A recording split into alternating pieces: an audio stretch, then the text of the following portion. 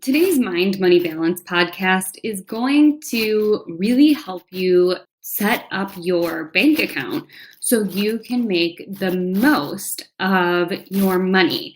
So in today's podcast episode, I'm going to talk about why I love having multiple savings accounts and why I instruct all of my Mind Money Balance clients to do so. Today's podcast episode is basically sponsored by me. I have a course called Clarify for Couples that helps couples set up their bank account in a way that is fully automated so they can save, spend, and invest in alignment with their values. In today's podcast episode, I'm not going to go as in-depth as I would in the course, but it will certainly help you get some good takeaways so you can start taking action today on getting multiple savings accounts in order so you can organize your bank account in a way that makes sense for you, in a way that sets you up for success psychologically as well. Let's go. Welcome to Mind Money Balance. I'm your host, Lindsay Bryan-Podvin. I'm a woman of color, popcorn connoisseur, and one of the first financial therapists in the United States. This is the weekly podcast all about making money feel good in your relationship. The no guilt, no shame podcast so you can stand in your power as a couple. Let's go.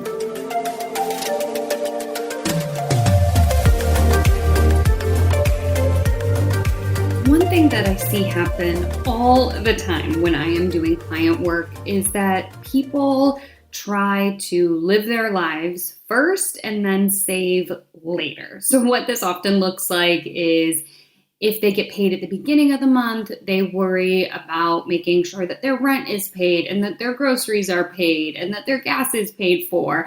And they kind of live their life. And then on the 30th of the month, they take a look at whatever they didn't spend and then they move it into a savings account. And that is how most people save for their goals.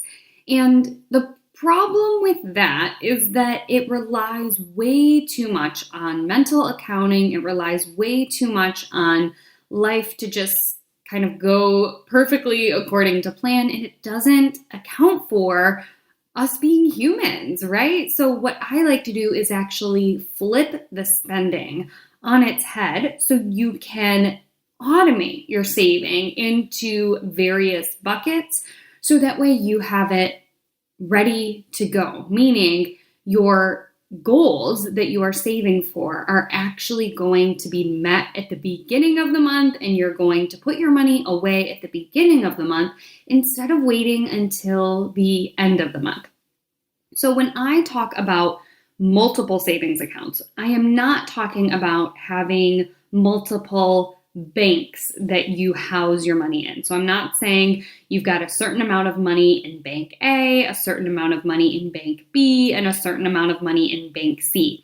I'm saying let's get all of your money into bank A, but we're going to have multiple savings accounts housed in that bank. So think about your bank as kind of being this umbrella, and underneath that umbrella, you have these different buckets that you can save for. And most banks today make it super, super easy for you to set this up.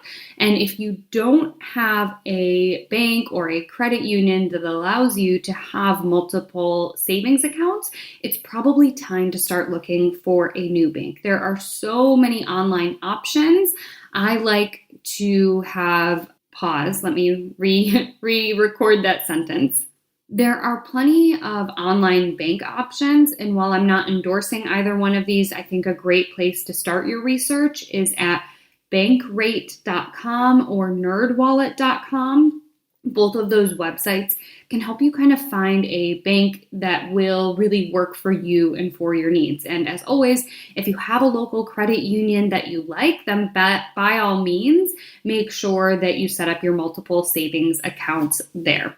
So in general, there are at least 3 different buckets that I like my clients to have. And they are the emergency fund, the savings account, and the irregular expense bucket. And so each of these are savings accounts. They are not checking accounts. So let's first start with the first one, which is your emergency fund. You know that I'm a proponent of renaming it to anything that you feel like would be better for you. So if an emergency fund doesn't feel right, you can call it a rainy day account.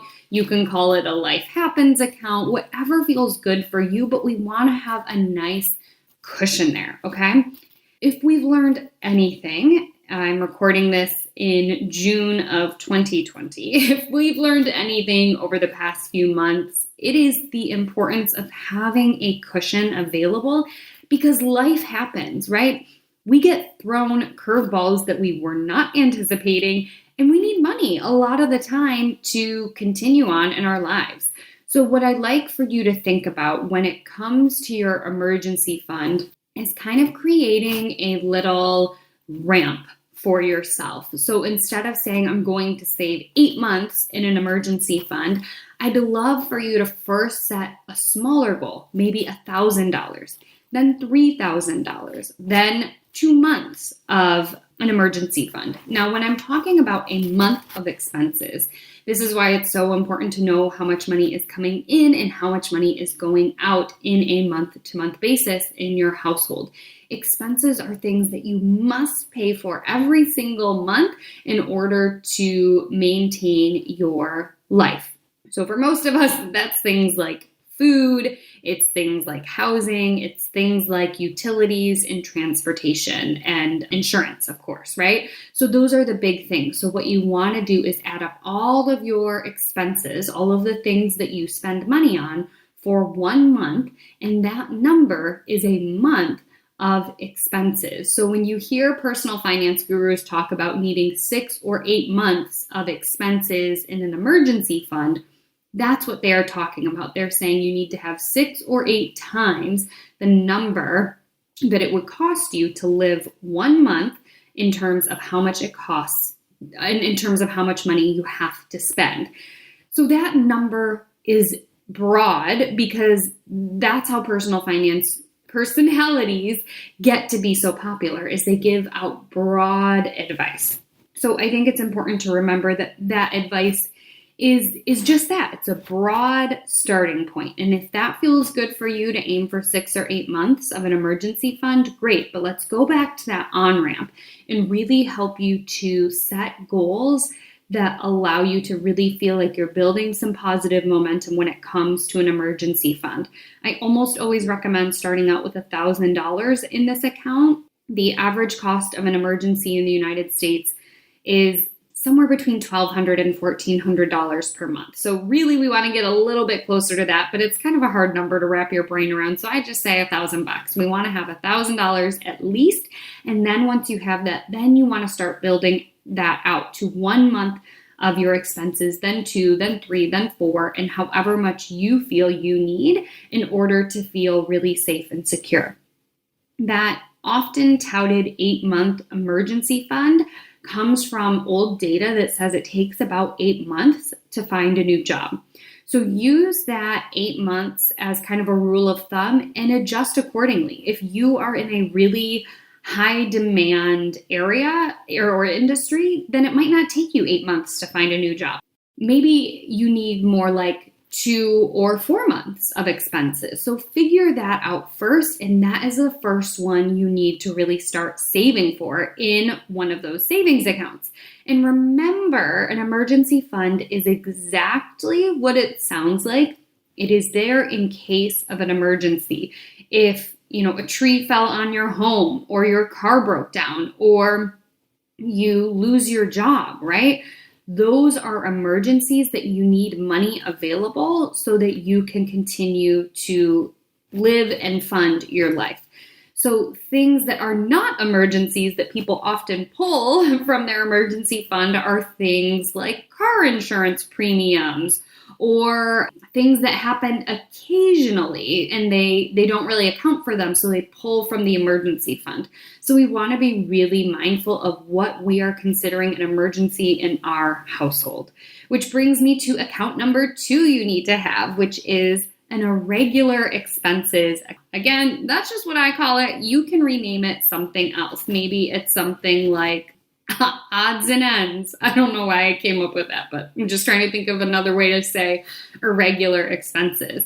But these are things that happen regularly, but not on a schedule.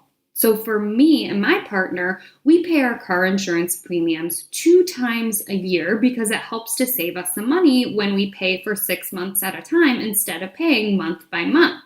So even though we only pay twice per year, we are planning on paying it, but we want to have that money set aside so it's not coming out of an emergency fund, but it also is not catching us off guard because it doesn't come every single month. Another example for us would be our water bill. Our water bill comes every 3 months in our house. And so even though we have to pay it regularly, we don't have to pay it on a monthly schedule. So what you want to think about are things that happen occasionally, but not on a monthly basis that you want to set money aside for. I don't have children, but a lot of my friends put things like summer camps into this irregular expense account, right? It comes up once a year. It's a lot of money. It's not happening every single month, but it's nice to know that that money is set aside. Another thing that comes to mind is things like maybe birthdays or holidays, things where you are spending money for travel or for gifts that you want to account for, but aren't necessarily a monthly expense. So what you want to think about is setting aside money every single month into this irregular expenses account. Even if you aren't spending that money monthly, what you want to do is have a little cushion available. So when summer camp rolls around or when that water bill is due, you already have earmarked money ready to go for that expense. So that is the second thing I want you to have. So we've got our emergency fund and we've got our irregular expenses account. And then let's get on to number 3, which is goals. And I say that there are 3 accounts here, but you can, put 5 different savings accounts here. You could put 8 different savings accounts, but you want to have an account available for your goals. And that goal could be anything from taking a trip when it's safe to travel again, to upgrading your kitchen, to saving for a new car. Maybe you want to save for a down payment on a home, or maybe a goal of yours is to pay off your student loans, right? So thinking about money that you want to earmark for something that you are saving for, which is goals. So those are the 3 multiple savings accounts that I like to see people have. Of course, you can add to them, you can take away from them, but we want to really make sure that we are funding them first at the beginning of the month instead of waiting until the end of the month and trying to save money that's just left over, right? That doesn't really work, okay?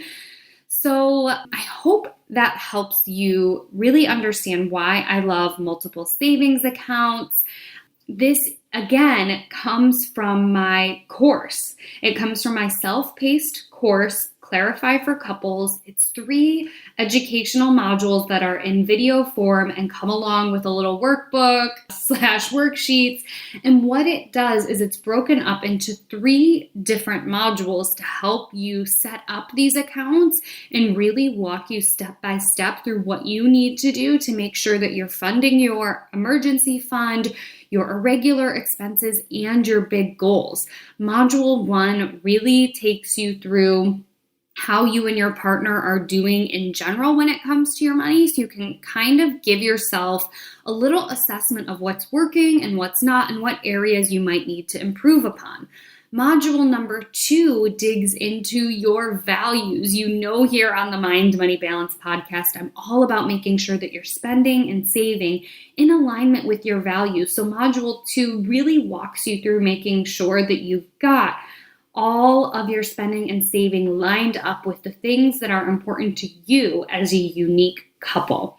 Then finally, module 3 takes you deeper into what we covered today, which is the importance of multiple savings accounts and also helping you to automate not just your saving, but also your spending and your investing so you can really achieve those financial goals. If you are interested in signing up for that self-paced course, all you have to do is go to my website, www.mindmoneybalance.com clarify, and that will give you all the information you need to know. So one more thing before we wrap up today is that I originally ran Clarify as a live workshop, and the feedback that I kept getting from people was, Lindsay, we loved it, but we simply did not have enough time to get through everything that you covered, which is why I converted it into a self-paced course. So that way you can hit pause, you can take your time to make sure that you are making the most out of this workshop. So I hope you enjoyed today's episode. And if you are interested in clarifying your money, make sure to go to mindmoneybalance.com/clarify to get even deeper into automating your saving and spending in alignment with your values. If you love this episode, take a screenshot and tag me on Instagram at mindmoneybalance with your favorite takeaway. I love seeing what resonates with my listeners and sharing it in my stories. Thanks so much for tuning in. I'll see you next week right here.